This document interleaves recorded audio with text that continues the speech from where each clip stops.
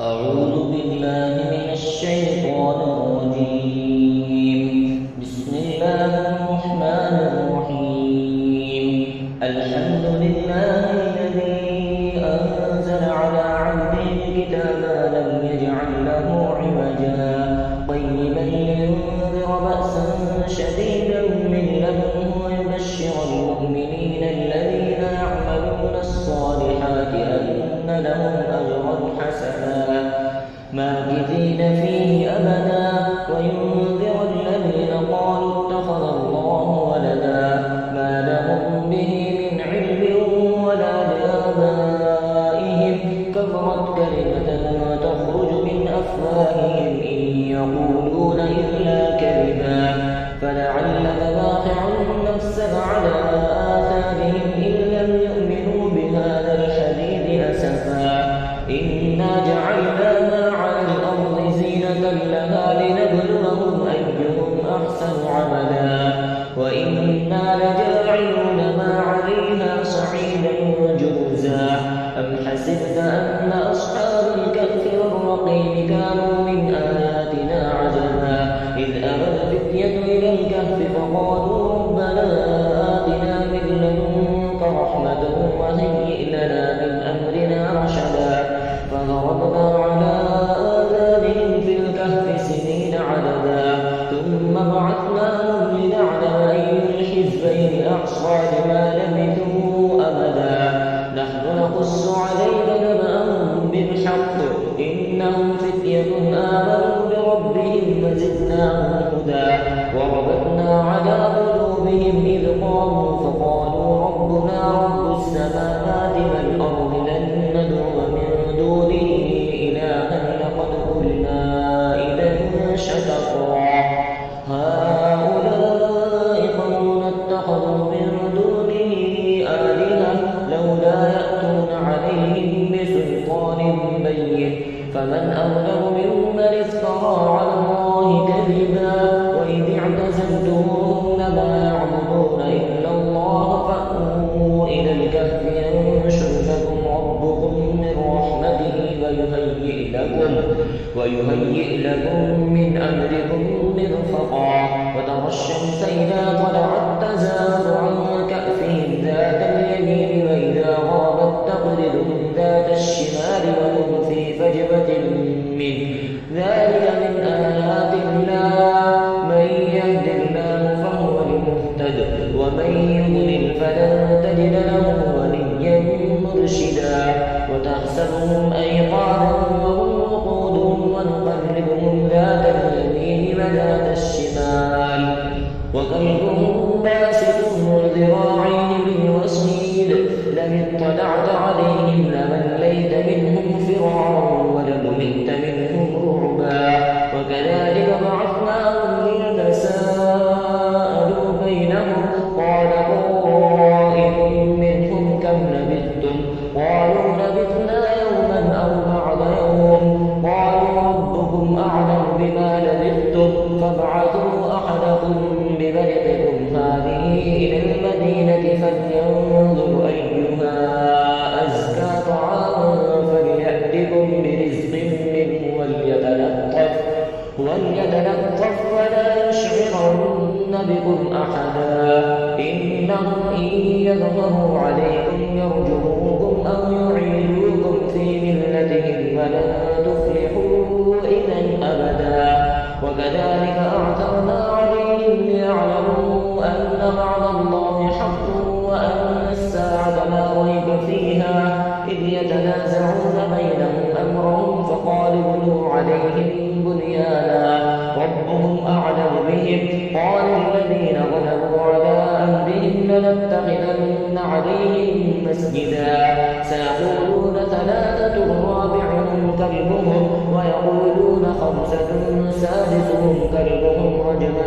بالغيب ويقولون سبعة وثامنهم كلبهم قل ربي أعلم بعدتهم ما يعلمهم إلا قليل فلا تبال فيهم إلا مراء ظاهرا ولا تستفت فيهم منهم أحدا ولا تقولن لشيء إني فاعل ذلك غدا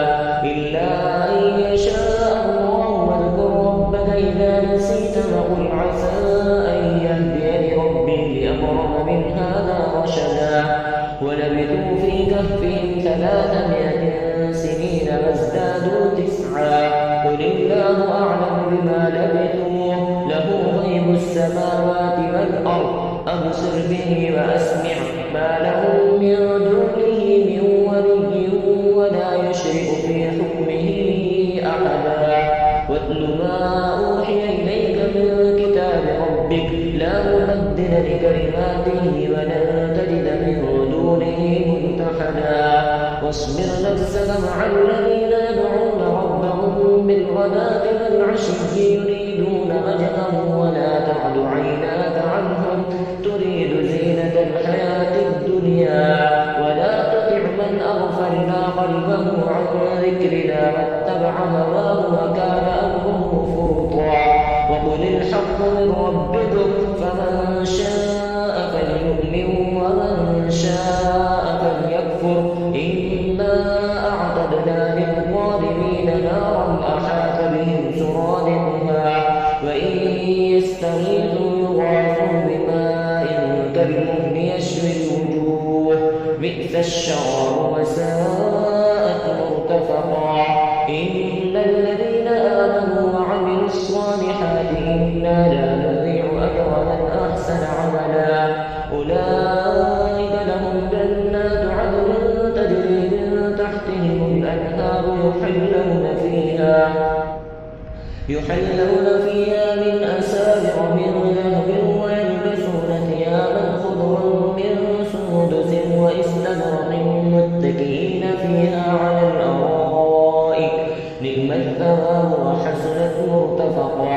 واضرب لهم مثل الرجلين جعلنا لأحدهما جنتين من أعناب وحففناهما بنخل وجعلنا بينهما زرعا كلتا الجنتين آتت أكلها ولم تظلم منه شيئا وفجرنا خلالهما نهرا وكان له ثمر فقال لصاحبه وهو يحاوره أنا أكثر منك مالا وأعز نفرا ودخل جنته وهو ظالم لنفسه قال ما أظن أن تبيد هذه أبدا وما أظن الساعة قائمة ولئن رددت إلى ربي لأجدن خيرا منها منقلبا قال له صاحبه وهو يحاوره أكفرت بالذي خلقك من تراب ثم من نطفة ثم سواك رجلا لكن هو الله ربي ولا أشرك بربي أحدا ولولا إذ دخلت جنتك قلت ما شاء الله لا قوة إلا بالله إن ترني أنا أقل منك مالا وولدا فعسى ربي أن يؤتيني خيرا من جنتك ويرسل عليها حسبانا من السماء فتصبح صعيدا زلقا أو يصبح ماؤها غورا فلن تستطيع له طلبا وأحيط بثمره فأصبح يقلب كفيه على ما أنفق فيها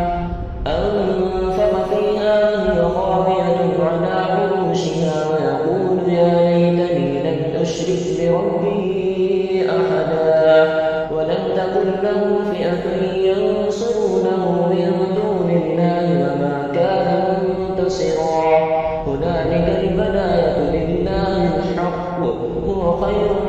ثوابا وخير عقبا واضرب لهم مثل الحياة الدنيا كماء أنزلناه من السماء فاختلط به نبات الأرض فأصبح حشيدا تذروه الرياح وكان الله على كل شيء مقتدرا المال والبنون زينة الحياة الدنيا والباقيات الصالحات خير عند ربك ثوابا وخير أمدا ويوم نسير الجبال وترى الأرض بارزة وحشرناهم فلم نغادر منهم أحدا وعرضوا على ربك صفا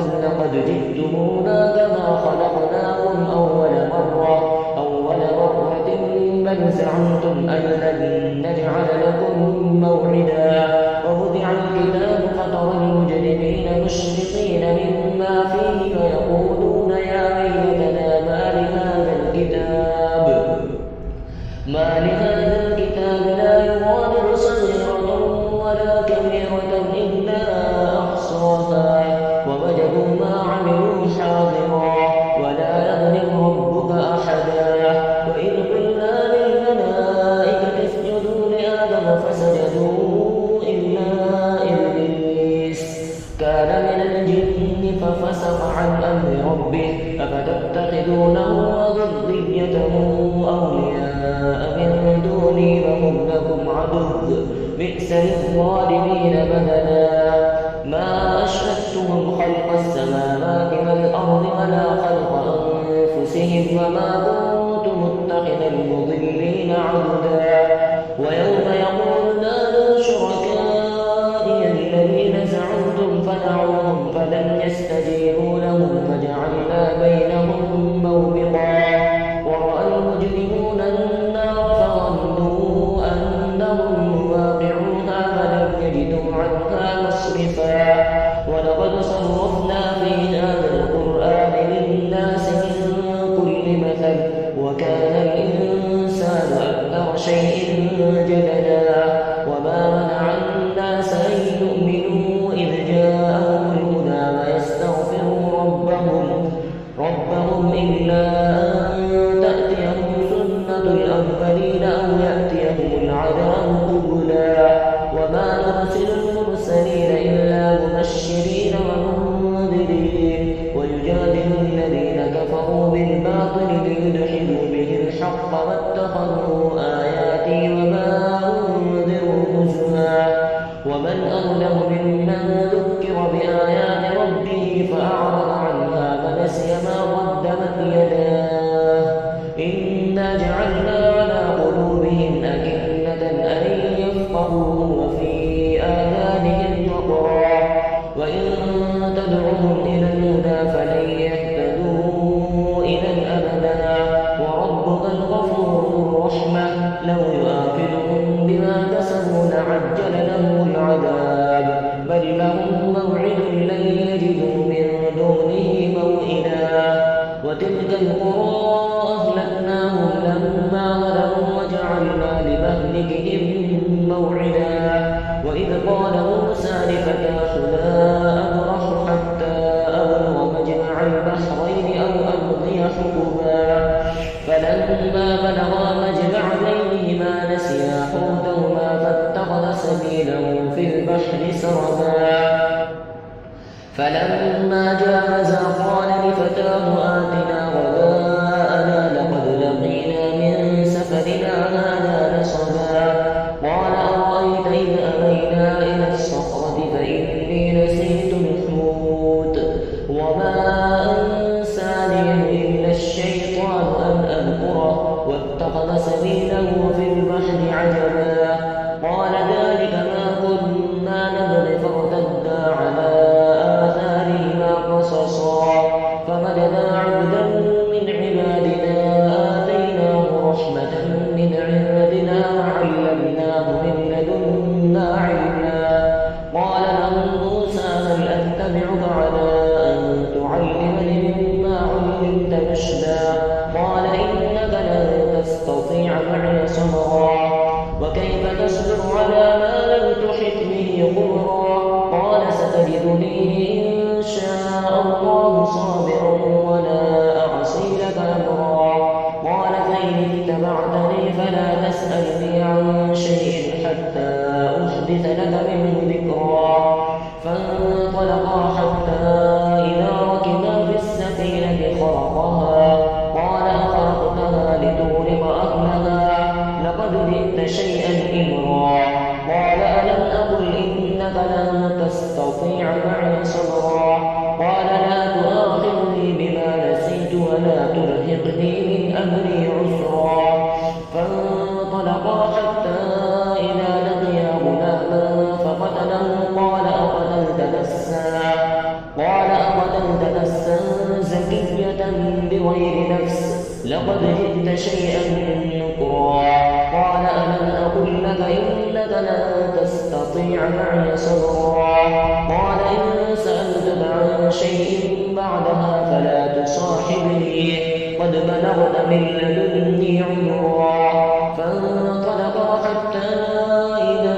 أتيا أهل قرية استطعما أهلها فأبوا أن يضيفوهما فوجدا فيها جدارا يريد أن ينقض فأقامه قال لو شئت لاتخذت عليه أجرا قال هذا فراق بيني وبينك سأنبئك بتأويل ما لم تستطع عليه صبرا. أما السفينة فكانت لمساكين يعملون في البحر فأردت أن أعيبها وكان وراءهم ملك يأخذ كل سفينة غصبا. وأما الغلام فكان أبواه مؤمنين فخشينا أن يرهقهما طغيانا وكفرا فأردنا أن يبدلهما ربهما خيرا منه زكاة وأقرب رحما. وأما الجدار فكان لغلامين يتيمين في المدينة وكان تحته كنز لهما وكان أبوهما صالحا فأراد ربك أن يبلغا أشدهما ويستخرجا كنزهما رحمة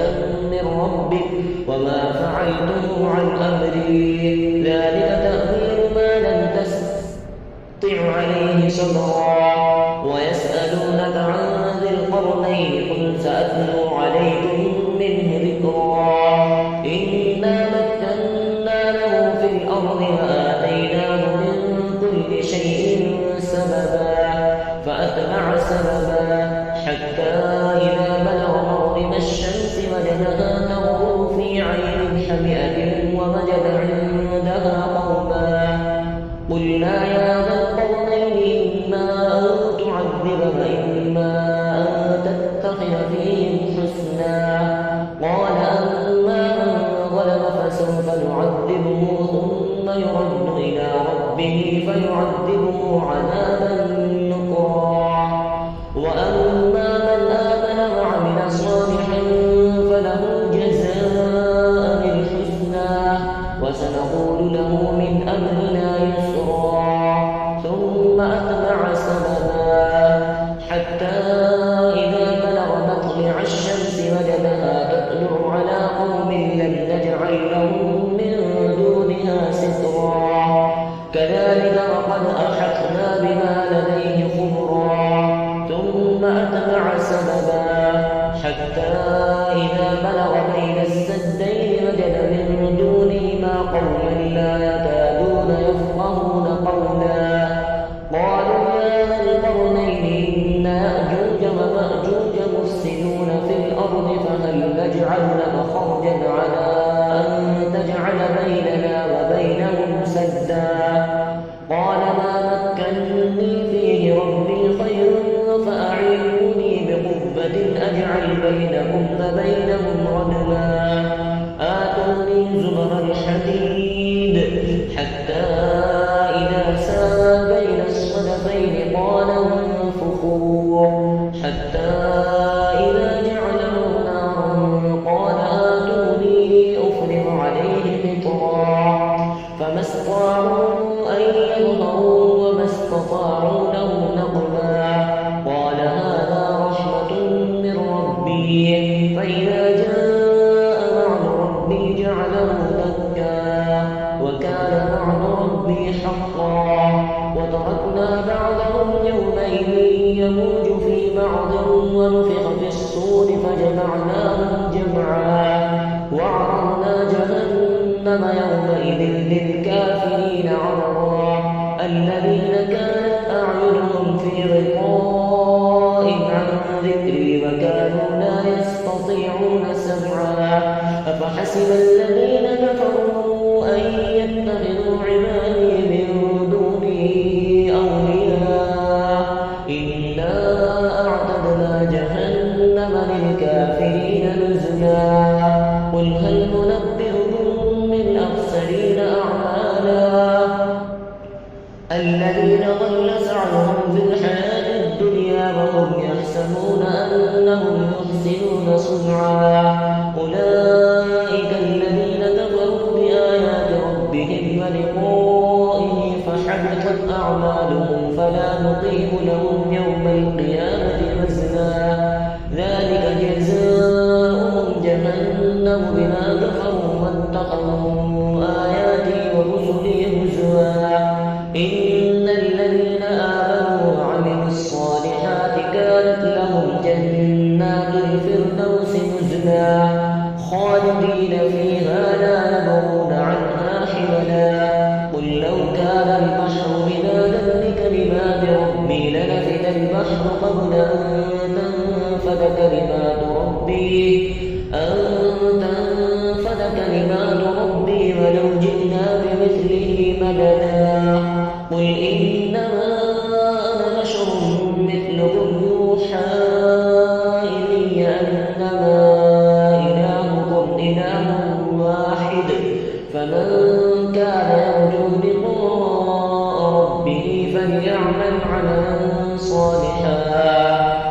فليعمل عملا صالحا ولا يشرك بعبادة ربه أحدا.